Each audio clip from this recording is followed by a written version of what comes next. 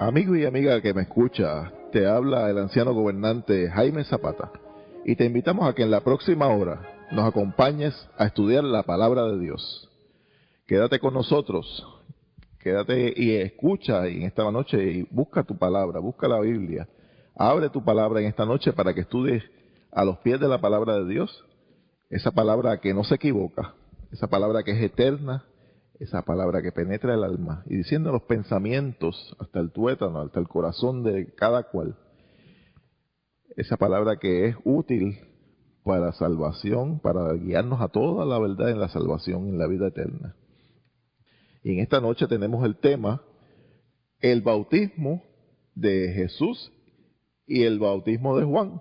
Esta noche tenemos entonces el tema, el bautismo de Juan y de Jesús. Y vamos a pasar a la lectura bíblica. En esta noche te invitamos a que busques tu Biblia. La lectura se va a dar en Juan 1, 19 al 28. Juan 1, 19 al 28. Y dice como sigue. Este es el testimonio de Juan. Cuando los judíos enviaron de Jerusalén sacerdotes y levitas para que le preguntasen, ¿tú quién eres? Confesó y no negó, sino confesó, yo soy el Cristo. Y le preguntaron, ¿qué pues? ¿Eres tú Elías? Dijo, no soy. ¿Eres tú el profeta? Y respondió, no. Le dijeron, pues, ¿quién eres? Para que demos respuesta a los que nos enviaron. ¿Qué dices de ti mismo? Dijo, yo soy la voz de uno que clama en el desierto, enderezad el camino del Señor, como dijo el profeta Isaías. Y los que habían sido enviados eran de los fariseos, y le preguntaron y le dijeron, ¿por qué pues bautizas si tú no eres el Cristo, ni Elías, ni el profeta? Juan les respondió, diciendo, yo bautizo con agua, mas en medio de vosotros está uno a quien vosotros no conocéis. Este es el que viene después de mí, el que es antes de mí, del cual yo no soy digno de desatar la correa del calzado. Estas cosas sucedieron en Betábara, al otro lado del Jordán, donde Juan estaba bautizando. Bien, hermano, con esta lectura bíblica vamos a introducirnos a un tema que no es el tipo de temas acostumbrados. El tema del bautismo es un tema que se toca mucho en la particularidad de cada denominación, de cada iglesia. Pero hemos entendido como reformados, que dentro de la premisa que tiene este diálogo bíblico que semanalmente traemos todos los sábados ante ustedes, tenemos el reto de educar a la iglesia cristiana conservadora y reformada particularmente, en las razones, motivaciones de cómo las diferentes denominaciones ven el tema del bautismo. Y hemos traído al hermano Miguel Flower, que ha estudiado este tema de manera muy amplia, ha dado estudio de esto en nuestra iglesia, para que nos hable esta noche de un ángulo del bautismo que van a estar viendo y se va a desplegar ante sus ojos, o ante sus oídos, ¿verdad? En esta noche. Así que le vamos a dejar con el hermano Miguel Flower para que hable del tema. Sí, el tema del bautismo, como tú dijiste, Jaime, es un tema extensísimo. Se pueden hablar de muchos diferentes aspectos del bautismo. Podríamos hablar del significado que tiene el bautismo.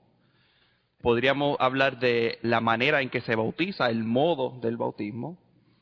Podríamos hablar también de la historia del bautismo en el cristianismo, a través de los 2000 años que tenemos de cristianismo. Podemos hablar del bautismo del Espíritu Santo y lo que eso implica y su significado. Podríamos hablar del bautismo infantil también, que es una práctica cristiana mundial.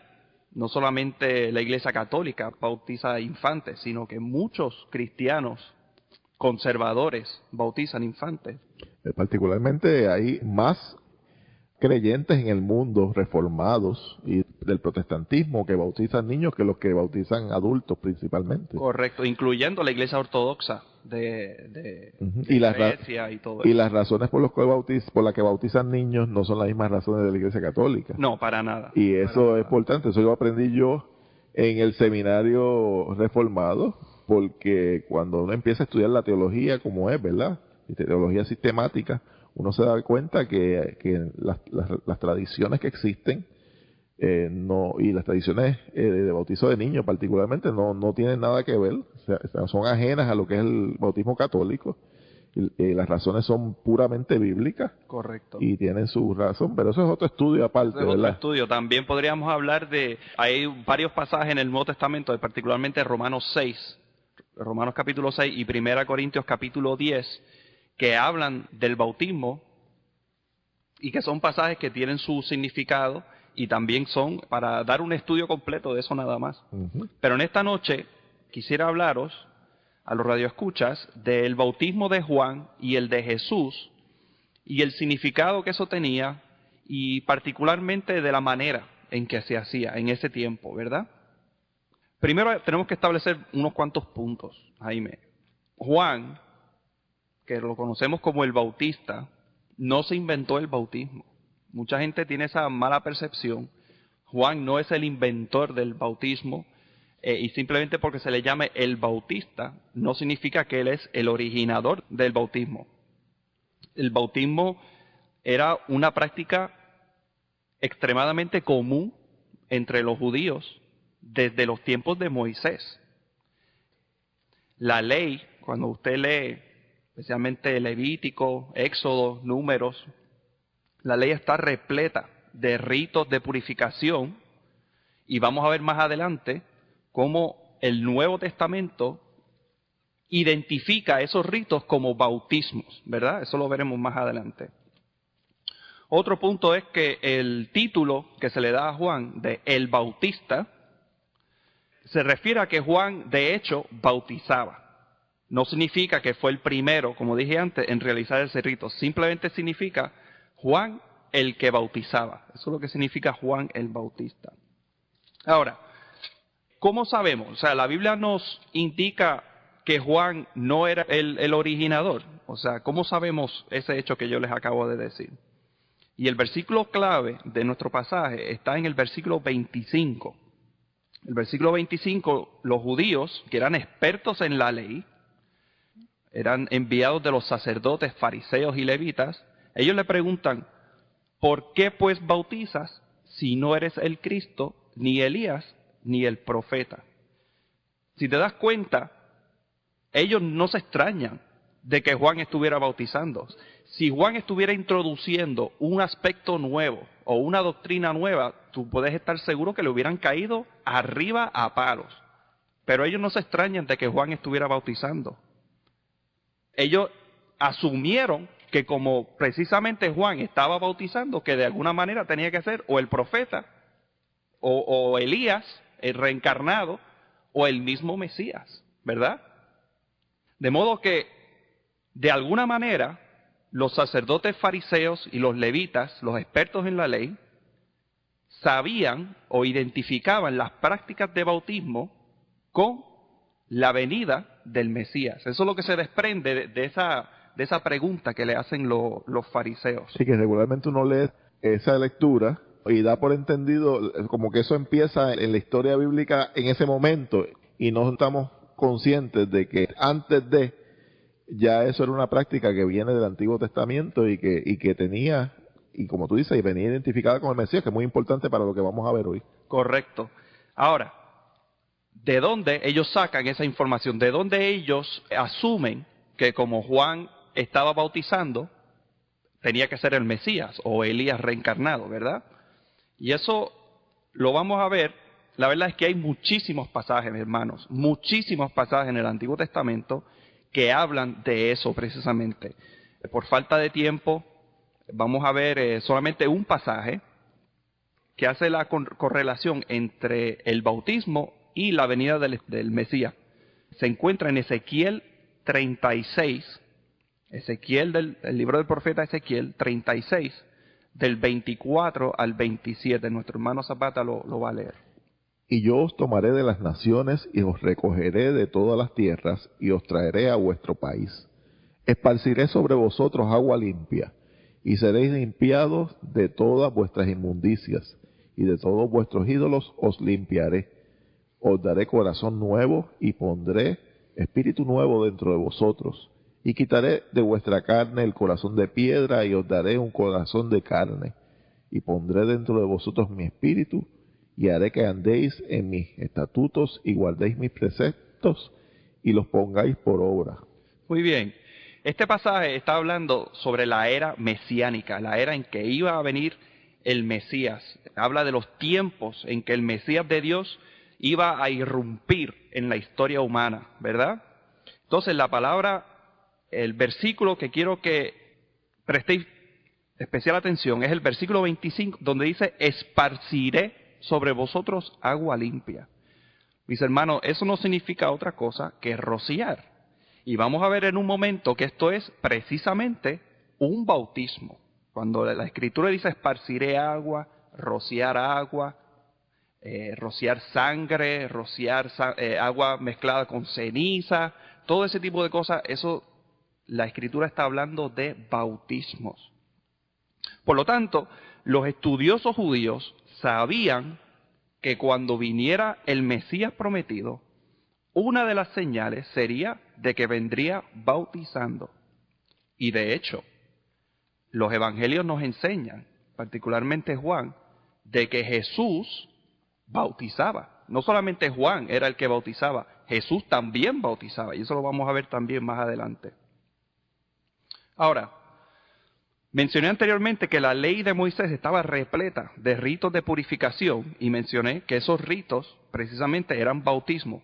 ¿Cómo sabemos eso? ¿Dónde en la Escritura nos explica ese hecho? Y lo encontramos en Hebreos, el capítulo 9, los versículos del 9 al 10. Hebreos 9, del 9 al 10. Nuestro hermano Zapata lo va a leer.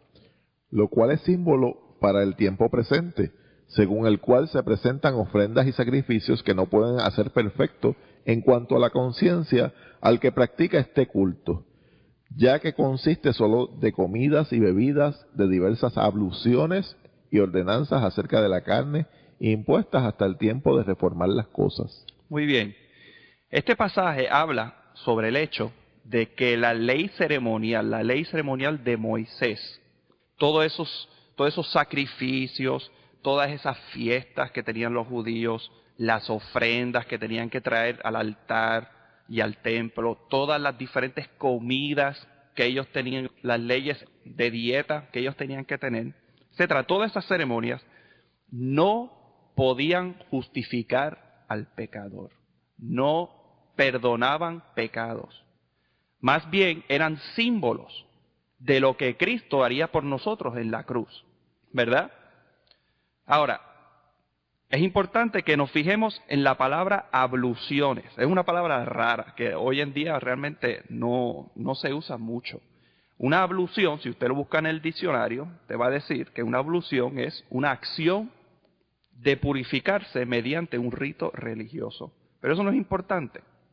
Lo importante es que la palabra ablución en el original griego que tenemos en nuestro Nuevo Testamento es baptismois. De esa palabra baptismois nosotros sacamos nuestra palabra bautismo. Por lo tanto, el autor de Hebreos nos dice que los ritos de purificación del Antiguo Testamento eran ¿qué? Bautismos.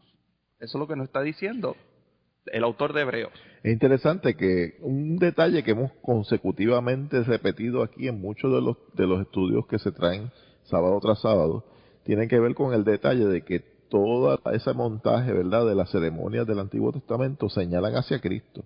Son sombras de lo que habría de venir. ¿Por qué reiteramos eso? Y es un punto sumamente importante en una visión reformada del cristianismo. Porque constantemente vemos también expresiones del cristianismo donde ciertas prácticas se convierten en sustitutos de Cristo. Correcto. Y entonces, de lo que se trata es de que aquí en el Antiguo Testamento hay una serie de prácticas y ceremonias que venían dirigidas en principio, a dar un pequeño simbolismo, ¿verdad?, de una atribución en la fe de limpieza y de purificación externa de los creyentes, pero la verdadera purificación que se da en el creyente viene posteriormente en Cristo. O sea, en Cristo es que realmente somos purificados verdaderamente delante de Dios, y ya entonces por eso es que no hace falta, se sustituye entonces todo ese sistema, y lo único que queda, por ejemplo, en la tradición cristiana, de lo que era el judaísmo anterior, son prácticamente dos sacramentos. Correcto. El bautismo y la Santa Cena, de Que- toda una estructura de ceremonias, Cristo las convierte en dos ceremonias que son, si venimos a ver, que señalan directamente a Cristo y a lo que Él hizo por nosotros en la cruz. Correcto. Sabemos que la Santa Cena nosotros la celebramos en memoria de Cristo. Ujú. De la misma manera, todas esas ceremonias eran sombras de lo que había de venir. Y entre ellas, todos esos ritos de purificación, que vamos a ver algunos más adelante, habían ritos, por ejemplo, donde Moisés tenía que rociar con sangre el altar, tenía que rociar a la gente con agua mezclado con ceniza, todo ese tipo de cosas, todo eso eran sombras de lo que Cristo iba a venir. Y es un estudio interesantísimo, pero que claro, no nos compete en esta noche. Por lo tanto, lo que habíamos dicho antes, el autor de Hebreos nos dice que los ritos de purificación del Antiguo Testamento eran bautismos. Ahora, la pregunta que nosotros nos tenemos que hacer es la siguiente: ¿cómo se llevaban a cabo? ¿Cuál era el modo de esos bautismos que se hacían en el Antiguo Testamento? Entonces, si leemos el mismo capítulo 9 de Hebreos, el mismo pasaje, nos lo dice en el versículo 13, el versículo 19 y el versículo 21. Porque si la sangre de los toros y de los machos cabríos y las cenizas de la becerra rociadas a los inmundos santifican para la purificación de la carne, más adelante en el 19 dice, porque habiendo anunciado Moisés todos los mandamientos de la ley a todo el pueblo, tomó la sangre de los becerros y de los machos cabríos con agua, lana escarlata e hisopo, y roció el mismo libro y también a todo el pueblo. Y en el 21 nos dice, y además de esto roció también con la sangre el tabernáculo y todos los vasos del ministerio. En estos pasajes, el autor de Hebreos recopila hechos que se nos dan especialmente en Números y en Levítico, y podríamos buscar los pasajes, pero realmente no tenemos el tiempo en esta noche. Pero todas esas purificaciones eran por medio de rociar. En ningún sitio del Antiguo Testamento, y esto es bien importante, en ningún sitio del Antiguo Testamento encontramos que se hable de una inmersión con relación al bautismo o a las purificaciones. Siempre, siempre, siempre se habla de rociar o esparcir. Y eso es un punto bien importante, Jaime. Porque a menos que se registre en el Nuevo Testamento un cambio en el modo de bautizar, nos vemos obligados a considerar que los bautismos del Nuevo Testamento se debían realizar de la misma manera que en el Antiguo. Lo digo en otras palabras, a menos que el Nuevo Testamento nos indique, mira, ahora ustedes tienen que cambiar el modo de bautizar y hacerlo de esta manera, lo cual no lo hay en ningún sitio. Tenemos que concluir que los bautismos se tenían que llevar a cabo de la misma manera. Y esto lo vamos a ver en un pasaje bien interesante, que lo encontramos en el Evangelio según San Juan, el capítulo 3, los versículos del 22 al 26. Después de esto vino Jesús con sus discípulos a la tierra de Judea y estuvo allí con ellos y bautizaba. Juan bautizaba también en Enón, junto a Salim, porque había allí muchas aguas, y venían y eran bautizados, porque Juan no había sido aún encarcelado. Entonces hubo discusión entre los discípulos de Juan y los judíos acerca de la purificación.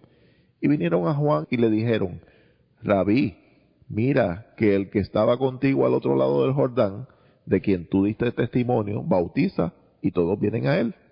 Muy bien, obviamente aquí es un indicio de que Jesús también estaba bautizando, además de Juan.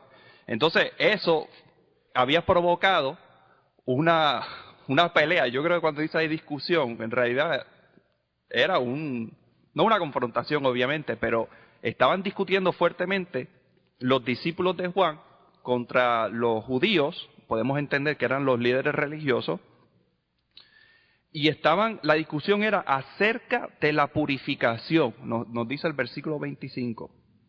Ahora, en el siguiente versículo, el autor, o sea, Juan el Evangelista, nos dice de qué era lo que estaban discutiendo. Dice que el tema de discusión eran los bautismos de Jesús. Por lo tanto, la conclusión es que el mismo que el anterior, las purificaciones del Antiguo Testamento en realidad son bautismos. Aquí el autor del Evangelio, o sea, el evangelista Juan, dice que las purificaciones del Antiguo Testamento y los bautismos es la misma cosa. Ok, habíamos establecido que las purificaciones de las que habla el Antiguo Testamento en realidad son bautismos, ¿verdad? Eso lo vimos en Hebreos el capítulo 9 y también en Juan el capítulo 3. Y como habíamos establecido, esos bautismos se realizaban por medio de rociamiento. De hecho, un dato bien interesante es el Salmo 51, un salmo famosísimo del arrepentimiento de David después de su pecado tan terrible de asesinato y adulterio. Y él en una parte del versículo, creo que es el versículo 7, él dice, purifícame con hisopo. Y precisamente el hisopo es una plantita que está así, un poquito rígida, y era la que se usaba para rociar a grandes multitudes o a personas individuales en el acto de la purificación, simbolizaba la purificación. Y el salmista recoge eso en su salmo y dice, purifícame con hisopo. Ahora, quisiera invitarlos a leer un pasaje más que habla claramente sobre la relación entre el bautismo y la ley de Moisés, y es en Mateo, el Evangelio según San Mateo, el capítulo 3, los versículos del 13 al 15. Entonces Jesús vino a Galilea, a Juan, al Jordán, para ser bautizado por él.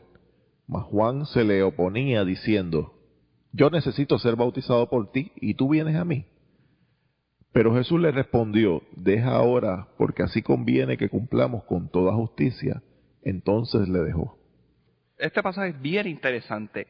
¿Qué quiso decir Jesús cuando le dice a Juan, conviene que cumplamos toda justicia? ¿Qué significa eso y qué tiene que ver con el bautismo, verdad? Deuteronomio 6, los versículos del 24 al 5 establecen qué es lo que era la justicia. Y quisiera que el hermano Jaime lo leyera en esta noche. Y nos mandó Jehová que cumplamos con todos estos estatutos y que temamos a Jehová nuestro Dios, para que nos vaya bien todos los días y para que nos conserve la vida como hasta hoy. Y tendremos justicia cuando cuidemos de poner por obra todos estos mandamientos delante de Jehová nuestro Dios, como Él nos ha mandado. Moisés nos dice, mire qué interesante, que para obtener justicia, dice que tendremos justicia cuando cuidemos de poner por obra todos estos mandamientos. Es decir, para obtener justicia tenemos que obedecer la ley de Dios. En otras palabras, la obediencia equivale a justicia. Por lo tanto, cuando Jesús pronuncia estas palabras, de que conviene para cumplir toda justicia, está diciendo que para obedecer la ley tenía que bautizarse. Ahora, sabemos que Jesús vino a cumplir la ley por nosotros, porque nosotros no podíamos cumplir la ley de Dios. Eso es enseñanza básica.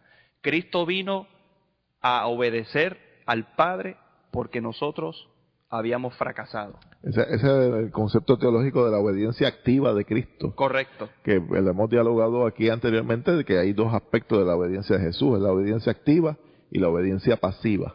En la obediencia activa implica lo que es el cumplimiento estricto de todo lo que la ley exigía al buen judío para que estuviera en buenos términos con Dios. Correcto. Que es un concepto un poquito dificultoso, ¿verdad? Porque por un lado se le exigía de manera estricta cumplir con unas cosas. Sabemos que en la interpretación de los fariseos a veces se daban unos extremos de interpretación sumamente a veces hasta ridículos, pero sí se sabía que, o cada buen judío sabía, que era imposible cumplir de manera estricta y perfecta todo el mandamiento de Dios. Por eso era el sistema de sacrificio. Que por eso estaba el sistema de sacrificios, donde estaba, ahí se ponía realmente la confianza y la fe en la promesa del Dios eterno, de que Él, mientras estuviera esa actitud en el creyente judío, ¿verdad? De seguir obedeciendo esa ley de manera perfecta, y mientras tuviera la confianza de que Dios se encargaría de hacer su justicia por medio de los sacrificios y todo lo que Dios iba a proveer, esa era la esperanza del judío en aquel tiempo. Pero Jesús lo vino a cumplir de manera perfecta. Y se nos atribuye a nosotros. Uh-huh. Ahora, sabemos que Jesús cumplió perfectamente la ley moral, los 10 mandamientos que acaba de hablar nuestro hermano Jaime. Pero otras leyes que Jesús obedeció, por ejemplo, sabemos que Jesús obedeció la circuncisión. Sí, en Lucas 2:21 dice, cumplidos los 8 días para circuncidar al niño, le pusieron por nombre Jesús, el cual le había sido puesto por el ángel antes que fuese concebido. Sabemos que por mandato de Dios, Dios había mandado que todo varón judío fuera circuncidado. Y a Jesús lo circuncidaron, ¿verdad? En obediencia a la ley. Otra ley que Jesús obedeció fue su presentación en el templo. Sus padres lo llevaron, Jaime. Sí, en Lucas 2:22 y 23 dice, y cuando se cumplieron los días de la purificación de ellos, conforme a la ley de Moisés, le trajeron a Jerusalén para presentarle al Señor, como está escrito en la ley del Señor. Todo varón que abriere la matriz será llamado santo al Señor. Muy bien. Otra ley que tenía cada judío que cumplir era la observación de la Pascua. Y eso a Jesús vemos observando esa ley, cumpliendo esa ley en Lucas 2:41. Iban sus padres todos los años a Jerusalén en la fiesta de la Pascua, y cuando tuvo 12 años subieron a Jerusalén conforme a la costumbre de la fiesta. Muy bien. Ahora, viene la pregunta entonces, ¿qué ley estaba obedeciendo Jesús cuando se acercó a Juan para que lo bautizara? ¿Qué ley Jesús estaba obedeciendo cuando se acercó a Juan para que lo bautizara? Y eso lo encontramos en Números, capítulo 8, versículos del 6 al 7. Este pasaje está hablando sobre la consagración de los levitas como los sacerdotes del templo. Toma a los levitas de entre los hijos de Israel y haz expiación por ellos. Así harás para expiación por ellos. Rocía sobre ellos el agua de la expiación y haz pasar la navaja sobre todo su cuerpo y lavarán sus vestidos y serán purificados. Sabemos que los levitas era la tribu de Israel que Dios separó para que fuesen dedicados al templo. Ellos se dedicaban exclusivamente a los trabajos en el templo. Ellos no labraban, ellos no hacían comercio, ellos solamente se dedicaban a los trabajos en el templo. Y ese era su rito de consagración. Tenía que rociárseles con agua y el pasaje sigue, hay un montón de cosas más. Pero lo interesante es que el Nuevo Testamento dice que Jesús es nuestro sumo sacerdote. Uh-huh. Por lo tanto, el bautismo de Jesús fue el rito ceremonial de su ordenación al sacerdocio. El bautismo de Jesús fue el rito ceremonial por la cual él fue ordenado al sacerdocio. Y el autor de Hebreos recoge eso y dice que él es nuestro sumo sacerdote. Para ser sacerdote en el templo es bien interesante este estudio, porque se requerían 4 cosas. Número 1, tenía que ser 30 años de edad. Tenía que contar con 30 años de edad. Eso lo vemos en Números 4:3. De edad de 30 años arriba hasta 50 años, todos los que entran en compañía para servir en el tabernáculo de reunión. Muy bien. Y sabemos, por el Nuevo Testamento, que Jesús comienza su ministerio precisamente a los 30 años. Uh-huh. No es casualidad, mis hermanos. 2, tenía que ser llamado por Dios. Hebreos 5:4 lo manifiesta claramente. Y nadie toma para sí esa honra, sino el que es llamado por Dios, como lo fue Aarón. Muy bien. Y luego el pasaje sigue refiriéndose al Mesías, a Jesucristo, que fue llamado por Dios. Y claro, sabemos que Dios, cuando Jesús estaba bautizando, o posterior al bautismo, los cielos se escuchó una gran voz y Dios dijo, este es mi Hijo amado, en quien tengo complacencia. El llamado más preciso de toda la historia de la historia bíblica. Increíble. Dios mismo se encargó de que se oyera y que fuera validado. Es bien interesante ese hecho. Número 3, otro requisito para ser sacerdote era que tenía que ser rociado con agua. Eso, el pasaje que escuchamos de Números 8 dice eso. Había que rociarlos con agua para hacer expiación para ellos, ¿verdad? Y número 4, y esto es bien importante, tenía que ser rociado, o sea, tenía que ser bautizado por otro sacerdote. Y en el caso de Jesucristo, ¿quién era ese otro sacerdote? Juan. Juan el Bautista, que de hecho Juan el Bautista fue el último gran profeta del Antiguo Testamento, que no fue ni Malaquías ni ninguno otro, ¿verdad? Ni Zacarías, que se ve en los profetas menores. Juan fue el último de los profetas y Jesús habló de Juan diciendo que no se había levantado ninguno entre los profetas como Juan. Jesús lo exaltó de una manera increíble porque de hecho fue un hombre que era un hombre que se notaba en su conducta, en su forma de funcionar, que fue bien directo, bien cumplidor de la ley de Dios. Así que fue un gran hombre. Y Juan el Bautista era hijo de Zacarías. Si se acuerdan en la historia, cuando iba a nacer Juan, Zacarías entra al templo a oficiar y sale mudo porque no le creía a Dios que su esposa, que era estéril, que ya era mayor, pudiera dar a luz. Pero es importante el hecho de que es hijo de Zacarías, un sacerdote, es un sacerdote que ofició en ese año. Y por lo tanto era levita, y por lo tanto también el sacerdocio era hereditario, obviamente por ser levita. Ahora, para que Jesús entonces obedeciera la ley en la perfección, mis hermanos, porque eso es lo que demanda la ley de Dios. Dios nos demanda perfección. Nosotros no somos perfectos, Jesucristo sí lo fue. Y para que Él obedeciera la ley en todo, y para que el bautismo de Jesús fuera válido, tenía que ser por rociamiento y no por inmersión.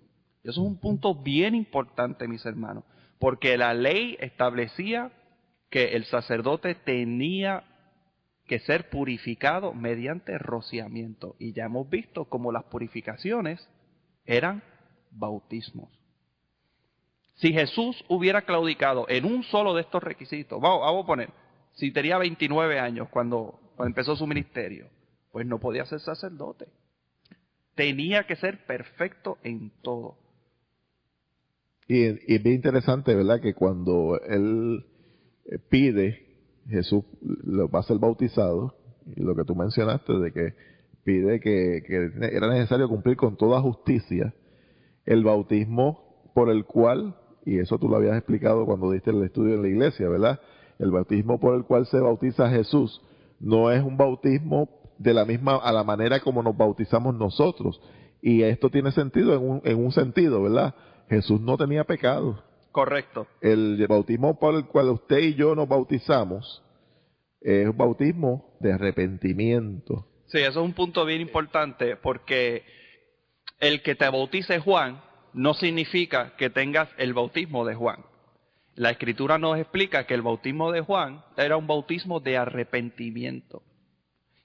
Jesús no tenía nada de qué arrepentirse. Jesús era perfecto, era el Hijo de Dios. Por lo tanto, el bautismo de Jesús no fue un bautismo juanino, que aunque Juan lo bautizó, no fue un bautismo por arrepentimiento. Por lo tanto, concluimos que el bautismo de Jesús fue su ordenación al sacerdocio. Muy importante eso, porque eso cierra con broche de oro el estudio que hemos dado esta noche.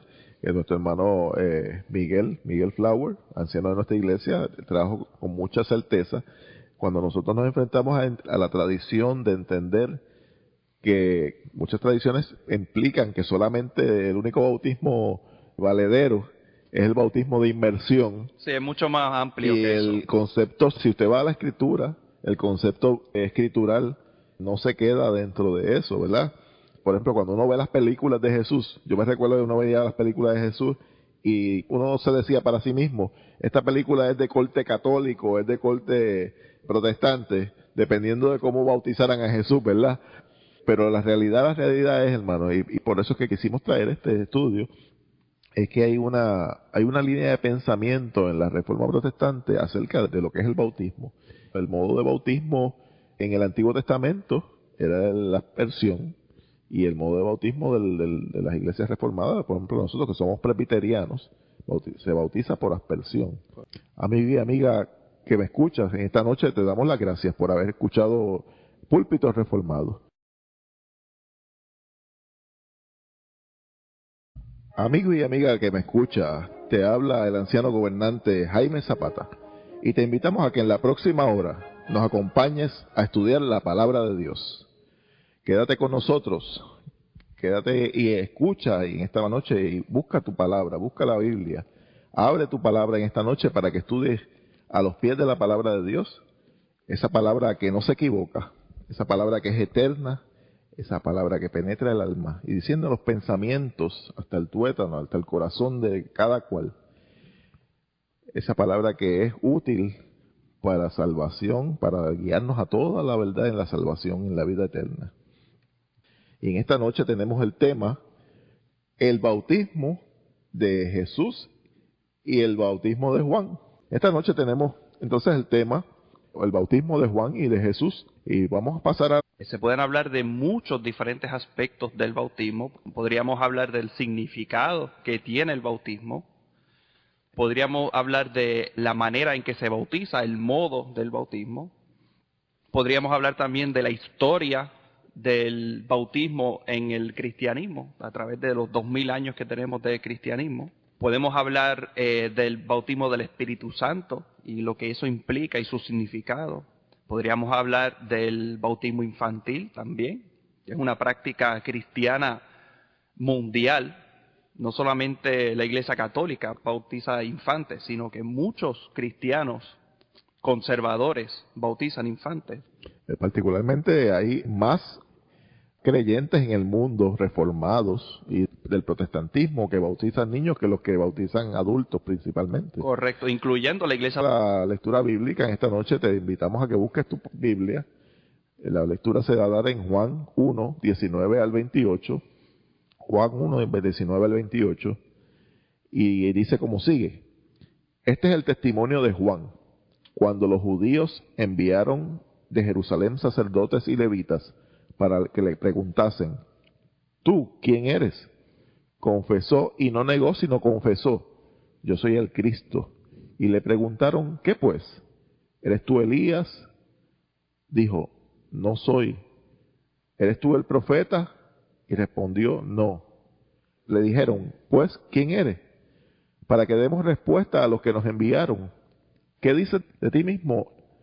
Dijo, yo soy la voz de uno que clama en el desierto, enderezad el camino del Señor, como dijo el profeta Isaías, como reformado, que dentro de la premisa que tiene este diálogo bíblico que semanalmente traemos todos los sábados ante ustedes, tenemos el reto de educar a la iglesia cristiana conservadora y reformada particularmente, en las razones, motivaciones de cómo las diferentes denominaciones ven el tema del bautismo. Y hemos traído al hermano Miguel Flower, que ha estudiado este tema de manera muy amplia, ha dado estudio de esto en nuestra iglesia, para que nos hablen esta noche de un ángulo del bautismo que van a estar viendo y se va a desplegar ante sus ojos o ante sus oídos, ¿verdad? En esta noche. Así que les vamos a dejar con el hermano Miguel Flower para que hable del tema. Sí, el tema del bautismo, como tú dijiste, Jaime, es un tema extensísimo. Y los que habían sido enviados eran de los fariseos, y le preguntaron y le dijeron, ¿por qué pues bautizas si tú no eres el Cristo, ni Elías, ni el profeta? Juan les respondió diciendo, yo bautizo con agua, mas en medio de vosotros está uno a quien vosotros no conocéis.